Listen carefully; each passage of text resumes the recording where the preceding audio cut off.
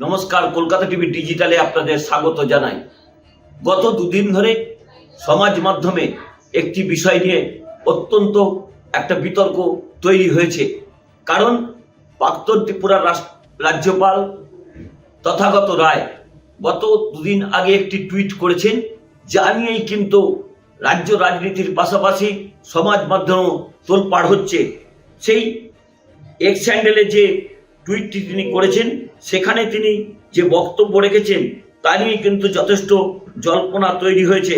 কারণ তথাগত রায় সেই তার এক্স হ্যান্ডেলের টুইটে বলেছেন, মুসলমানদের মধ্যে কে ফাঁসিতে ঝুলেছিলেন প্রশ্ন করাতেই অনেকে ক্ষোভ উগড়ে দিচ্ছেন।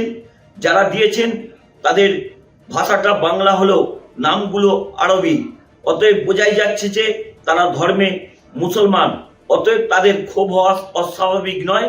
সঙ্গে কিছু বাঙালি নামধারীরা তারা এই নিয়ে যথেষ্ট বিতর্ক তৈরি করছেন। তা নিয়েই কিন্তু যথেষ্ট বিতর্ক তৈরি হয়েছে। কারণ বরাবরই হিন্দু আবেগের কথা বলে বারবার বিস্ফোরক মন্তব্য করেন এই ভারতীয় জনতা পার্টির একসময় এ রাজ্যের সভাপতি, প্রাক্তন ত্রিপুরার রাজ্যপাল এই তথাগত রায়। এই তথাগত রায় ধর্মীয় বিতর্ক বারবার উস্কে দেওয়ার চেষ্টা করেন। অর্থাৎ তিনি যে কথা বলার চেষ্টা করেছেন যে ভারতবর্ষের যে স্বাধীনতা সংগ্রাম, সেখানে মুসলমান বাঙালিদের কোনো ভূমিকা ছিল না। কিন্তু ইতিহাস অন্য কথা বলে। ইতিহাস বলছেন সমস্ত ধর্মের মানুষই কিন্তু এই স্বাধীনতা সংগ্রামে জড়িত ছিলেন। হিন্দু মুসলমান এক হয়ে লড়াই করে ভারতবর্ষের স্বাধীনতাকে এনেছিলেন। হঠাৎই এই তাৎপর্যপূর্ণ ব্যাখ্যা তিনি কেন দিতে গেলেন, তার কারণ হচ্ছে পশ্চিমবঙ্গের 2026-এর বিধানসভা নির্বাচন। সেই বিধানসভা নির্বাচনের আগে মুসলিম সংখ্যালঘু মনকে ভেঙে দেওয়ার জন্যই তারা কিন্তু বারবার আঘাত করেন বলে তৃণমূল কংগ্রেসের পক্ষ থেকে অভিযোগ করা হচ্ছে। কারণ এই বিতর্কিত ভারতীয় জনতা পার্টির নেতা তিনি কিন্তু বাড়াবাড়ি হিন্দু এবং মুসলমানের মধ্যে একটা বিভেদের চেষ্টা করেন। তবে এখন যেহেতু 26-এর বিধানসভা নির্বাচন আসছে, তাই তৃণমূল কংগ্রেসের পক্ষ থেকে বেশ কিছু রাজনৈতিক কর্মসূচি নেওয়া হয়েছে।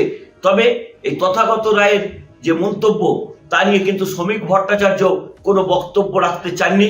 তিনি বলেছেন সমস্ত ধর্মের মানুষই নির্বাচনে অংশগ্রহণ করবেন, সমস্ত ধর্মের মানুষই কিন্তু স্বাধীনতা সংগ্রামে লড়াই করেছিলেন, সেখানে হিন্দু মুসলমানের কোনো বিভেদ নেই।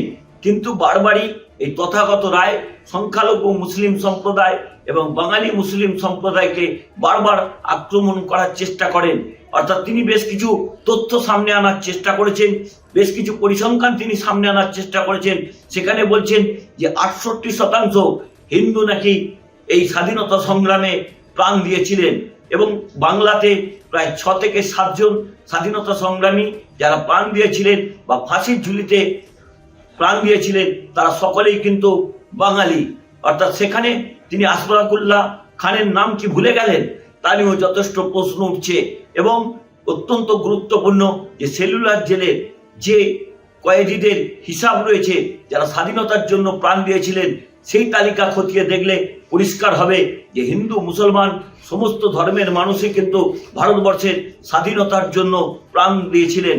কিন্তু তথাগত রায় হঠাৎ করে 26-এর বিধানসভা নির্বাচনে একটা যে বিতর্ক তৈরি করলেন, তার পিছনে রাজনৈতিক উদ্দেশ্য আছে বলেই মনে করছে বিভিন্ন রাজনৈতিক মহল।